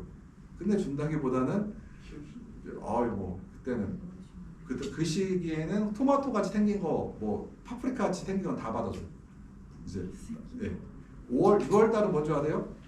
6월 달에 토마토 나가면 시장에서 트집 잡아요. 야 이거 뭐 색깔이 안 좋네, 거칠거칠하네, 뭐 모양이 조금 작네, 뭐냐 이렇게 해서 트집 잡는데 9월 달, 10월 달 가면은 야 토마토 같이 생긴 것 아니면 오이 같이 생긴 것 있으면 다 갖고 오라고. 일단은 팔 게 없으니까 다 갖고 오라고 일단. 품질이 규격이 달라져요. 근데 그럴 수밖에 없는 게 환경이 나쁜 시기에는 품질이 좋을 수가 없죠. 어차피. 그러니까 뭐 다 받아준다고 보시면 돼요. 바로 이 DIF다. 그래서 우리가 이제 현장에서 보게 되면은 이제 그 시설이 열악하거나 뭐 그러다 보니까 난방비 절감 때문에 지금 시기에 난방을 잘 안 하신 분들이 있어요. 난방을 지금 안 하면 어때요? 낮에는 뜨겁고 밤에는 추운 현상이 발생하죠. 차라리 요즘같이 광이 좋고 낮에 따뜻할 때는 야간 온도를 더 높여서 생육을 촉진시키는 데 더 유리하다는 거예요. 그래서 적정 온도를 벗어나면은 이제 화합화나 화분과 신장이 나빠져 과일 발달이 나빠져라고 하는데, 이게 뭐냐면은 우리가 옛날엔 사람이 수정했거든요. 호르몬제나 이런 거 사람이 시작하고 했는데 지금 뭘로 할까요? 벌로예요. 전부 다 벌로예요. 벌로 하는 게 싸요. 싸고 좋아요. 왜냐면 벌 한 통에 8만 원인데 사람은 얼마 인건비가? 10만 원 정도에 10만 원 정도 하거든요. 그러니까 이거를 다 벌로 수정하다 보니까 일단은 벌로 수정을 뭐가 돼요? 꽃가루가 나오고 꽃가루가 묻었을 때 발화가 잘 돼야 되는데 온도가 너무 낮거나 너무 높으면 꽃가루가 이게 잘 그 신장도 꽃가루 발생도 잘 안 되고, 거기다 플러스 그 서로 이렇게 꽃가루가 신장에 더 이렇게 꽃가루가 서로 이제 교미가 되고 나서 이제 이런 화학적 반응이 일어나는데 그 반응들이 잘 안 일어나요. 그다음에 아침에 일액이 있으면 안 되고 광합수 안 되고 병을 일으키기 쉽다. 그래서 아침에는 실제로 이제 주야가 편차가 심하다 보니까 일액이 생기는 경우가 많이 나. 일액들이 나오는 것들이 지우고 일액이거든요. 일액이 나오면은 이제 그때 이런 얘기 했었죠. 우리 온실에서 일액이 나와야 돼요, 안 나와야 돼요? 안 나오는 게 목표래요. 우리가 온실에서 작물을 키우니까 잎에 물 안 묻히는 게 목표라고 했어요. 결로가 생겨도 안 되고 일액이 생겨도 안 되는데 이 일교차가 심해지면은 밤에 춥고 낮에 뜨거우면은 일액이 많이 나와요. 네. 일액이 그냥 하우스에 맺혀있는 이 아니요, 그는 결로고 일액은 뭐냐면은 여기 학생들이 있으니까 잘 들어봐요. 일액은 뭐냐? 식물이 물을 먹었어. 물이 증발하지 못하고 나오는 걸 일액이라고 해요. 내 흡수한 물이 나온 거. 결론은 뭐다? 나는 가만히 있는데 주변에 있는 물이 이파리에 매달리는 걸 우리가 결로라고 해요. 근데 결로와 일액은 같이 다녀요. 왜 같이 다닐 확률이 높은 이유가 있어요. 왜 그럴까요? 그러니까 일액이 나오는 이유는 물을 흡수했는데 증발이 안 된 거잖아요. 증발이 안 된 이유가 뭐가 있을까요? 체온이 낮아서. 용량이 부족해서. 체온이 낮아서. 체온이. 그럼 열량이 낮다는 얘기는 체온이 낮다는 얘기는 뭐가 생겨요? 내가 온도가 낮아. 체온이 낮아. 그럼 공기 온도는 따뜻하고 내가 체온이 낮아요. 그럼 뭐가 생겨요? 껍데기에? 결로가 생기겠죠. 이제 결로가. 이제 차가운 물병을 내놨을 때 하면 결로가 생기겠죠. 그래서 결로와 일액은 나쁜 건데 결로와 일액은 같이 다닌다 이것들이. 그래서 일액은 식물의 입장에서 제가 방어수단이라고 말씀드렸나요? 압력 밸브다. 일액은 압력 밸브예요. 식물이 나를 보호하기 위해서 만든 압력 밸브예요. 그게 나 스스로를 보호하기 위해서. 왜 그럴까요? 내가 물을 흡수를 했어. 흡수한 물이 있는데 증발이 안 돼. 그다음 몸에 압력이 가해질 거 아니에요? 우리 고혈압 걸리면 어떻게 돼요? 뭐 어디 막 터지죠. 얘 마찬가지로 이 물이 들어왔는데 나갈 데가 없으면은 식물의 약한 조직을 찢어요. 예를 들어서 뭐 뿌리에 가는 실뿌리라든가 아니면은 어린 세포가 약할 거예요. 어린 세포라든가 꽃에 나와서 꽃도 약하거든요. 꽃을 건드려 놓거든가 이렇게 해서 이런들 건드려 버리잖아요. 그러면은 상처가 발생하고 거의 곰팡이병이 붙어요. 그래서 일액이 나오면은 뿌리에서는 뿌리에 오는 곰팡이병이 대표적인 게 시드름병이라는 게 푸사뇰이라는 감염병이 있는데 이 푸사뇰병이 올 수가 있고요. 이곰팡이나 잿빛곰팡이나 딸기 콧곰팡이병이라든가 이런 것들이 일액이 너무 많이 생겨요. 상처가 나기 시작하는 일단. 그래서 일액이 있다는 얘기는 증산이 잘 안 된다는 얘기고 증산 안 된다는 얘기는 뭐 이제 그런 일액 그 뿌리에 흡수하는 물보다 증발량이 적을 때인데요. 그때 일교차가 심할 때 그런 일이 많이 발생하고요. 그래서 광합성도 안 되고 병에 일으키기 쉽다. 지금 이거는 동절기 온풍계를 이제 설정한 얘기인데요. 보통 11월 달에 정식이 있다고 치부되면은 보면은 보통 정식 시기고 그 다음에 이렇게 했는데 지금 이제 15도 이거 보잖아요. 그러면은 시기를 봤을 때요. 난방을 일단 늦게 시작하고 또 낮게 관리해서 병도 많이 오고 휴가시가 늦어진다는 건 뭐냐면은 지금 온도거든요. 그러면은 실제로 언제 났냐면요. 이 겨울철에 보면은 이 온풍기 설정 온도가 지금 보게 되면은 낮게 설정되어 있다. 그래서 이것보다 높아야 되는데 이렇게 높아야 되는데 낮게 설정되다 보니까 병의 수확도 낮아지고 병도 많이 오는 문제들이 발생한다는 거죠. 그래서 11월 달 같은 경우는 이때는 이거는 잘 되어 있는 거긴 한데요. 지금 온도가 지금 현장에서는 대부분의 경우가 그 난방을 잘 안 한 쪽을 많이 가고 있어서 저희가 실제로는 여러 문제들이 있어요. 변화 속도를 보게 되는데 온실에 이제 온도 변화 속도가 있어요. 보면은 작물의 생육을 조정하는데 가장 효과적인 게 바로 온도라고 있어요. 우리가 온도라고 했는데 급격한 온도 변화는 작물의 스트레스를 초래할 수 있다 되어 있고요. 그러니까 온도가 이렇게 올라가야 되는데 올라갔다가 출렁출렁 거리는 거 되게 안 좋다고 하거든요. 출렁거리는 거를 보면은 우리가 이제 온도 상승은 우리가 1시간을 기준으로 1도를 상승을 목표로 우리가 잡고요. 떨어지는 건 2도를 잡는데 실제로는 이것보다 더 변화가 더 심해요. 왜? 우리나라는 지금 굉장히 특히 환절기 때는 심해요. 왜냐면 환절기 때는 광은 갑자기 세죠. 야간 온도는 새벽 온도는 차가운데 아침 광은 세거든요. 그러다 보니까 차가웠다가 갑자기 햇빛이 들어오면 온도가 확 올라가 버리거든요. 그래서 우리가 보통 시간당 1도를 우리가 원칙으로 삼는데 그 1도보다 낮을수록 좋지 않죠. 그러니까 낮은 경우 거의 대부분이 높아서 문제되는 것들이 많아요. 특히 결로와 일액이 생기는 것도 온도가 급상승하면은 결로가 생기고. 왜 그럴까요? 찬 공기가 잎에 닿으면은 뜨거운 공기가 찬 잎에 닿으면은 물이 맺히죠. 그러면 여기서 일액은 왜 생길까요? 그러면은 뿌리에서 물은 흡수를 했는데 잎에서 증산이 안 돼요. 그럼 어떻게 돼요? 일액은 나오겠죠. 그러니까 잎에 물이 묻으면은 증산을 못 해요. 그러니까 잎에 물이 묻으면 광합성 할까 안 할까요? 광합성도 안 하고 증산도 못 해요. 근데 내가 지하에 물이 있으면 뿌리는 물을 흡수하거든요. 그러면 이 물이 갈 데가 없으면 바로 일액으로 나와버립니다. 그래서 일액과 결로는 같이 다녀요, 항상. 그래서 우리가 보통 일 때 보면은 1도보다 빠르면은 이제 생식생장으로 느린 변화는 영양성을 촉진한다고 하는데 제가 말씀드렸듯이 3, 4, 5월 달에 영양으로 가요, 생식으로 가요? 생식으로 가죠. 그 이유가 바로 온도가 굉장히 2도면은 우리 다시 말씀드리지만 현장에서는 시간당 2도 상승이면은 양호한 온실이라고 했어요. 제가 우리가 2도를 못 맞춰요. 시간당 2도 상승보다 더 올라가요. 아주 예를 들어서 습구가 6.5m 이런 데 온실은 2도 이하로 1도는 몰라도 한 1.5도까지 갈 수 있어요. 측고가 6.5m 되면. 근데 측고가 3m 이런 되면은 왜 안 되냐면 볼게요. 대가 3m인데 창을 열어버리면 어떻게 될까요? 온도가 뚝 떨어지죠. 한 6.5m면 어떻게 해요? 창을 좀 열어도 바람이 떨어지면서 식물한테 안 맞아요. 근데 3m 되면은 딱 열어버린 창문을 막기 때문에 우리가 문을 못 열어요. 여기를. 외부 온도가 올라간 다음에 열어버리니까 그만큼 온도가 올라가 버리죠. 실제로. 그래서 뭐 이거는 유럽 애들이 기준으로 했을 때 뭐 1도를 그러니까 항상 곡선으로 영양과 생식을 조절을 하는데 유럽 애들은 1도보다 빠르면은 생식으로 가고 1도보다 늦으면은 영양으로 간다고 하는데 우리는 이쪽은 볼 필요가 없어요.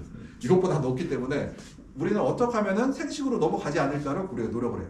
그래서 봄철에 특히 이제 3월달, 4월달 같은 경우에 이제 고온인 경우에 고온 건조한 날씨가 희한하게 고온 건조일 때는요, 그 토마토 밭에 더 이상한 현상이 발생해요. 우리가 보면 방울토마토나 이런 데서 꽃이 20개, 15개에서 18개 정도만 펴야 되는데 벌꽃이라고 해서 한 30개, 40개 피는 지가 됐어요. 온도가 너무 빨리 높아지면요. 우리가 이제 현장에서는 제가 이제 우리는 그냥 벌꽃이라고 하는데 이게 정확하게 이제 표준화된 용어는 모르겠어요. 저도 그냥 벌꽃 하다 보니까 왜 벌꽃이냐, 크게 작은 것들이 막 덩어리 열린다 벌꽃이라고 하는데 토마토만 그러느냐? 안 그래요. 오이도요. 온도가 확 올라가잖아요. 한 마디에 한 개 펴야 되는데 꽃이 3개씩 4개씩 피는 데도 있어요. 딸기도 심하게 꽃이 많이 피는 게 좋은 거 아니에요? 많이 따줘야 돼요. 꽃 많이 피면은. 우리가 딸기 하시잖아요. 몇 개 달아요? 10개. 우리가 10개 이하로 다르라고 하잖아요. 10개 넘어봐야 거기에 비단풍가 나온다고 따라하는데 한 20개 열면 좋나요? 안 좋죠. 또 하나가 있습니다. 적화해주면은 그 꽃이 많을 때 적화해주잖아요. 제가 이제 이것 때문에 설명드려요. 적화를 해주잖아요. 적화하면 효과가 있을까요, 없을까요? 있어요. 근데 문제가 하나 있어요. 그래도 적어요, 양이. 왜 그러냐면은 꽃이 필 때 우리 알 거예요. 딸기 하시고 토마토 하시니까 딱 보면 알죠. 야, 저 꽃은 과가 큰 놈이다. 사이즈가. 딸기도 보면 아시죠? 꼭 크게 보면. 아, 저 꽃은 그래도 한 25g짜리 뭐 30g, 자란 30g 나오겠네 이렇게 나오는데 꽃이 작으면 어때요? 이건 해봐야 10g도 안 되게 상품성 어깨에 딱 보이잖아요. 꽃이요. 이게 꽃이 적게 필수록 큰 꽃이 많이 나요. 일반적으로 큰 꽃이 많이 되고 많이 피면 작은 꽃이 많이 나요. 근데 그나마 적화를 안 해주면 어떻게 돼요? 상품성이 아예 없어지죠. 그러니까 우리 적화를 해주긴 하는데 그래서 우리가 온도가 갑자기 올라가는 게 좋아요, 나빠요? 그러니까 안 좋죠. 우리가 꽃이 많이 피는 거는 좋지 않아요. 근데 할 때도 있어요. 언제일까요? 12월 달에 꽃이 진짜 안 펴요. 그럼 어떻게 해요? 가둬요. 한낮에 해가 좋은 날 가두면 30도까지 올라가거든요. 그때까지 가둬도 돼요. 우리가 온도 변화 속도를 보게 되면은 이제 다단 변동 관리하는 경우는 야간 온도를 지나치게 낮게 관리하다가 일출시보다 급격히 온도를 올리면은 온실에서 온도와 작물의 온도 숫자가 커서 작물의 결로가 생길 가능성이 커진다. 그래서 다단 변온하는 경우에 낮게 관리하다 일출 시에 갑자기 온도를 올리면 이렇게 생긴다고 할 수가 있고요. 그러니까 온도가 갑자기 차고왔다 갑자기 올라갔을 때는 문제가 생긴다는 거예요. 그래서 이게 이제 실제로 여기서 오신 분들은 이제 할지 안 할지 모르겠는데요. 여기에서 이 개념을 생긴 게 뭐냐면은 내가 해가 7시에 뜬다고 가정을 할게요. 내가 하면은 7시의 목표를 18도로 잡았어요. 18도로. 그럼 어떻게 하느냐? 내가 15도로 관리하고 있었단 말이에요. 그럼 3도 차이가 나죠. 역으로 가요. 그럼 몇 시부터 온도를 올려야 될까요? 4시부터. 시간당 1도씩 보일러를 세게 틀어서 올리기 시작해요. 보통 우리가 1도 올릴 때 3시간이 필요한 1도씩 올리라고 1시간에 1도씩 올리라고 했잖아요. 그럼 내가 14도로 올려야 돼. 18도로 올리고 싶어. 그럼 어떻게 해요? 3시부터 1도씩 올려야 돼요. 시간당 2도씩 올리는 게 아니라 뒤로부터 시작해요. 근데 조조과학을 하면 여기서 이제 그래서 조조과학의 의미가 바로 여기서 나타나는 건데 조조과학을 할 때는 시간당 1도씩 올라가게 하라고 하는 얘기고요. 근데 조조과학을 하면은 장점과 단점이 있는데 장점은 내가 18도로 올리라고 했죠. 18도, 16도, 18도로 17도, 18도 하게 되면은 식물질 체온이 이미 18도까지 올라간 상태거든요. 그러면 장점이 하나 있어요. 해가 뜨자마자 광합성을 막 해요. 그건 유럽의 개념이에요. 유럽 사람들은 탄산시비를 언제 할까요? 탄산시비 뭐냐? 이산화탄소를 온실 안에 넣어줘. 식물한테 먹으라고. 비료예요, 그게. 그러면 생산량이 막 올라가요. 그러니까 어떻게 해요? 아침에 조조과학을 통해서 4시부터 7시까지 온도를 충분히 올린 다음에 식물체 체온도 올라갔겠죠. 시간도 올렸으니까 식물체 체온도 서서히 올라갔어요. 그런 상태에서 햇빛을 받으면 어때요? 광합성을 왕창하죠. 그러니까 조조가온의 개념이 돼요. 근데 유럽은 차이가 하나 있죠. 유럽은 우리처럼 안 추워. 영하 10도 안 떨어져. 떨어져 봐야 0도에서 진짜 추우면 영하 2도. 보통 우리가 0도에서 2도 사이에서 왔다 갔다 하거든요. 그러니까 조조가온 충분한데요. 우리나라는 이제 볼게요. 우리나라 조조가온을 이제 볼게요. 이제 그런데 우리는 조조가온을 이제 내가 13도 관리하고 있는데 13도를 유지하기도 사실 어려워. 대부분의 경우가 영하 10도 떨어지잖아요. 13도도 유리가 안 돼. 사실은 그 밑에 떨어져서 확률이고. 근데 했다 치고 그러면 난방비가 많이 들어가겠죠. 그럼 13도에서 14도를 올리고 다시 4시간 동안 18도를 맞추려면은 난방비가 무지막지하게 들어가. 그렇게 이제 광합성이 시작돼요. 이제 물 열어. 근데 일단은 첫 번째 대부분의 온실이 영하 5도 10도일 때 온실 온도를 18도로 맞출 능력이 안 돼요. 첫 번째 능력이 안 돼요. 그러면은 이 사람들이 이제 13도 14도로 가다가 아침에 커튼을 열고 온도를 이제 환기를 시키고 천천히 올릴 거 아니에요. 탄탄 시비를 해도 효과가 없는 게 체온이 몇 도예요 그러면? 공기 온도가 13도였어. 근데 해가 7시에 들어오고 있는데 열었어. 공기 온도, 그 식물체 온도가 18도까지 올라갈까요? 잘 안 올라가. 그러면 거기다가 아침 7시부터 9시까지 탄산가스 집어 넣어봐야 아무 효과도 없어요. 왜냐면 그때 광합성 제어량이 뭐다? 식물체 체온이 낮은 게 첫 번째고, 그 다음에 광이 낮은 게 첫 번째, 그 다음이고. 그러니까 이게 잘 안 돼요. 그래서 우리가 나중에 혹시라도 어디 유럽책 같은 거, 그러니까 어디 강의 들어오신 분들 보면은 조조가온 얘기가 나오는, 조조가온하고 탄탄 시비가 나오는데, 여기서 말하는 조조가온을 하게 되면 탄탄 시비를 넣을 수가 있는데, 조조가온을 못하면 탄탄 시비를 못해요, 온전히. 그래서 하나만 갖고 얘기하면 안 되고, 여기서 말하는 이 가능성이 있기 때문에 우리가 아침부터 천천히 올려라. 오케이.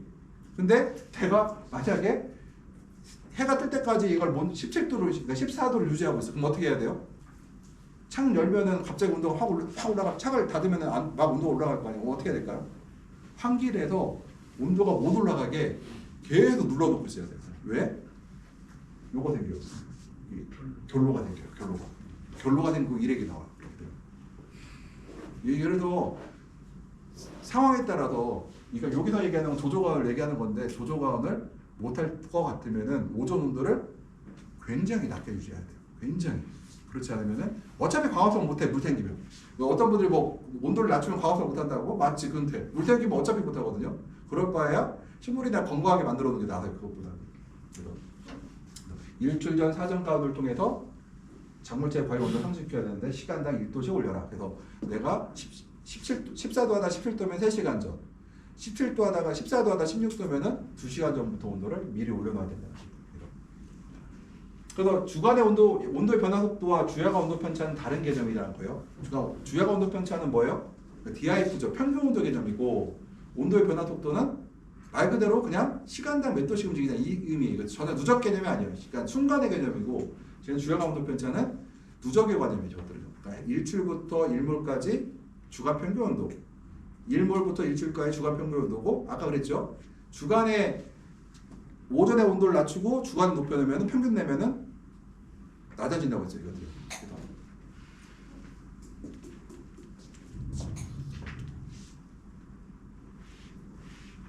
우리가 온도의 변화 속도를 얘기를 할 때 지금 이거 갖고 얘기하거든요. 온도의 변화가 가장 빠르고 심한 것은 공기이고, 그 다음에 여본이고, 그 다음에 과일이거든요. 과일이 제일 늦어요. 공기 온도가 심하게 변하고요. 그러니까 포몬이 뭐라고 했어요? 배울 때 온도를 얘기할 때 여본하고 포몬이 됐죠. 보통 우리가 여본 얘기하고 포몬 얘기하는데, 여본도 사실 포몬의 일종이라고 볼 수 있는데요. 우리가 일반적으로 얘기할 때 여본 포몬 얘기할 때는 포몬을 이제 과일 온도를 얘기를 해요. 그럼 볼게요. 기온은 이건 기온이에요. 얘는 과일 온도예요. 기온은 어때요? 일몰이 되면 어떻게 돼요? 온도가 과일보다 빨리 떨어지죠. 그 다음 해가 떠요. 해가 뜨면은 더 빨리 올라가죠. 그 다음에 과일 온도가 어때요? 서서히 떨어졌다가 어때요? 서서히 올라가죠. 그러면 여기서 이제 볼게요. 그러면은 이제 결로가 생기는 시점이 바로 요 시점이거든요. 자, 지금 여기 보면은 과일의 온도는 이제 보면은 여기서 보게 되면은 여기서 이제 과일 온도가 지금 같거나 지금 공기 온도 높을 때는 없다가요. 보게 되면 여기서 여본과 공기 온도가 교차되면서 여본과 그 과일의 온도는 천천히 올라가고 여분 천천히 올라가는데 과일 온도가 이제 기온이 확 올라가 버려요. 그럼 어떻게 돼요? 뭐가 생겨요? 여기에 결로가 생기겠죠. 그러면 결로 안 생기는 방법이 뭐가 있어요? 온도를 여분하고 그러니까 풍온하고 여분 그러니까 공기 온도가 천천히 올라가면 돼요. 같이 올라가 이렇게 같이 올라가면 돼요. 이렇게 되면은 결로가 안 생기겠죠. 이 방법이 뭐가 있을까 그러면? 환기밖에 없어요. 근데 환기시키는데 지금 문을 닫았다는 얘기잖아요. 환기시키는데 문을 잘못 열면 어떻게 돼요? 식물이 찬바람 맞으면 큰일 나거든요. 우리 찬바람 맞으면 절대로 안 돼요. 이거 어떻게 해야 돼요? 커튼을 써야 돼요. 커튼을. 그러니까 단독온실에 커튼이 없어 어떻게 해야 돼요? 치마를 이만큼 높이라고 했죠. 이만큼 높이 이게 커튼이 얘가 커튼인 거 얘가. 뭐 어떻게 바람을 타고 이렇게 넘어가서 이렇게 들어오겠죠. 그러면은 이 찬바람 안 맞고 온실 온도를 낮게 유지할 수가 있고요. 연동 온실 어떻게 하면 돼요? 지난번에 봤던 그 투명한 필름 있죠? 투명한 필름. 내 얼굴 대면 뭐라고 했어요? 보여 안 보여? 안 보였죠? 그게 바로 상광 필름이잖아. 상광 필름을 딱 치고 창을 열어버려요. 뭐 어떻게 돼요? 공기가 들어오겠죠? 빈틈으로. 근데 빛은 들어와야 안 들어와요? 들어오죠. 상광 필름이니까. 상광 들어오죠. 그러면은 빛은 들어오면 체온이 올라가 안 올라가요? 올라가죠. 체온은 공기 온도로 올라가는 게 아니라 햇빛으로 올라가는 데서 체온은 올라가고 공기 온도는 천천히 올라가면 어떻게 돼요? 이게 이렇게 올라가겠죠. 그러면은 결로가 안 생기고 그 다음에 11시쯤 되면 어때요? 온실 안에 건조해지죠. 그러면 이때 편차가 생겨도 그때부터 결로가 안 생겨요. 이제 그 다음부터. 그래서 우리가 온실이 나쁘다고 결로가 생기는 게 아니에요. 그것도 제가 이제 느낀 게 금산 쪽 사람들이 온실을 이만큼 거 이래요. 높이가 온실의 치마 높이 이만해요. 그래서 제가 거기 이제 얘기 들어보니까 잎에 잿빛 곰팡이가 굉장히 심하다네요. 그래서 그럼 어떻게 하면 돼요? 치마 높이 그 온실 보니까 온실을 굉장히 온도를 높게 관리하더라고. 그러니까 지가 잿빛이 오는 거거든요. 그러면은 환기를 시켜야 되는데 환기를 못 시킨데 낮아가. 그러면은 이만큼 높이면 되잖아요. 그러면 그분들 또 하는 얘기가 여름에는 안 된대요. 그러면 여름에는 낮추면 되잖아요. 이거 치마 높이 조절할 수 있거든요. 사람이 불편해서 그렇지 양쪽 끈으로 잡고서는 내릴 수가 있거든요. 이것들은. 그래서 어떻게 하면 돼요? 얘를 잎과 과일의 온도가 자 공기와 과일과 잎의 온도가 같이 올라가게 이렇게 맞춰주면은 이제 결로가 안 생기는 거고요. 조조건을 해서 미리 올려놓을 수도 있고 그거는 조조건 하면은 돈이 많이 들고요. 조조건 안 하고 우리나라 조조건은 쉽지 않거든요. 그럴 경우에는 환기를 미리 아침에 환기를 좀 일찍 시켜갖고 대신에 이 공기 온도가 안 올라가게 하면은 충분히 이게 가능하다는 거죠. 이것들 대신에 조건이 일단 스크린 그러니까 커튼의 개념이 존재해야 되고 단동원 커튼이 뭐라고 했어요? 바로 치마가 바로 커튼 역할을 하는 거고 예. 그래서 단동온실도 다 할 수 있어요. 근데 그거를 제가 이제 보면은 치마 높이가 제일 높은 지역이 세도 지역이고요. 논산도 세도 영역으로 높아요. 근데 논산서 이쪽 주산은 김제 논산 김제 부여에서 멀어질수록 커튼 치마 높이가 낮아져요. 왜? 그러니까 제가 보면은 한 시설원회를 20-30년 하면서 이제 기업화 그러니까 보면 일종 저희가 볼 때는 이제 조그만 기업이 됐거든요. 이제 보면 매출이 그래도 10억 가까이 올라가고 어떻게 되시는데 이런들 보면은 야, 옛날에 이분들이 이 개념을 알고 있는지 모르는지 모르겠으나 이미 옛날부터 이거 했던 개념이거든요. 그때 그러니까 우리 제가 책으로 정리한 것뿐이지 이미 다 있던 그 개념들이에요. 전부 다 제가 보면 그거 보면서 제가 이 자료를 만들면서 느끼는 것들하고 과거에 생각해 보면은 야 이게 보면은 옛날에 있었던 분들이 정규적인 교육을 받지 않았지만 벌써 이런 개념들을 경험상으로 알고 계시고 수행했었고 일단 이렇게 힘들게 그게 더더주고 저걸 구차하니까 근데요 돈이 보통 돈이 아니잖아요. 그리고 저는 이렇게 생각해요. 그냥 어차피 우리가 이제 학생들 그렇지만 온실 운영하잖아요. 놀라면 한없이 놀 수 있는데 그건 안 돼요. 그냥 남들 직장인처럼 출근하고 직장 퇴근하면은 그리고 직장인들 휴가 가는 개념으로 휴가 가면은 별 문제 없어요. 그렇게만 하면 그렇게 하루 놀라고 하니까 농땡이 치려고 하니까 문제가 되는 거지. 그리고 말씀드렸듯이 우리는 양액기에 다 설비 들어가잖아요. 뭐 하면 돼요? 필터 청소하고 날짜별로 물 확인하고 압력 검사하고 이렇게 하면은 아무 문제가 없어요. pH 검사하면. 그러니까 사고가 나는 건 누가 그런 얘기를 해요. 야 그거 사고 나면 크게 난대. 또 하나 볼게요. 물을 한 번 잘못 들어가면은 수경재배 문제 될까요? 안 돼요. 그럴 리가 있나요? 하루 잘못 들어가면 문제 될까요? 괜찮아요. 그때부터. 그게 이제 며칠씩 그렇게 되면 문제가 되지. 그러면은 며칠씩이나 pH 검사도 안 하고 EC 검사 안 하는 사람이 문제인 거지. 그거 문제인 거지. 그 정도 선이만 보여주면은 사고 날 일이 없어요. 이렇게 하루 갖고 이렇게 문제가 안 돼. 하루 갖고 물이 진짜 하루 안 들어가면 문제 될 수 있지. 그건 눈에 보이잖아. 그러면 말라주는 거 빼고 뭐 pH나 EC 문제를 갖고 뭐 문제되는 거는 하루 그랬다고 해서 문제되진 않아. 이틀 그랬다고 문제되면 그것도 아니야. 이게 누적돼야 발생.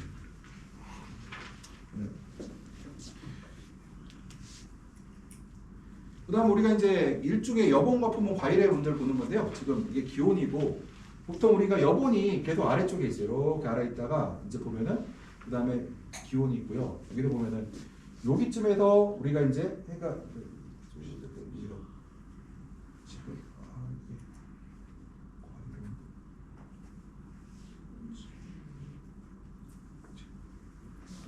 이게 지금 보면 여본이 있고 여본 볼게요. 여본은 지금 항상 이파리보다 자 공기 온도보다 아래쪽에 있어요. 밤에도 왜 그럴까요?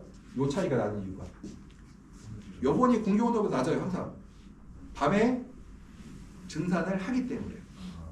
예, 밤에도 증산을 해야 돼요. 그러니까 우리가 원칙적으로 식물은 주 야간을 가리지 않고 계속해서 우리가 증산을 해야 되는 것이 원칙이거든요. 원칙이고 이거들이요. 그다음에 이제 과일의 온도를 보게 되면은 이제 과일의 온도가 이제 지금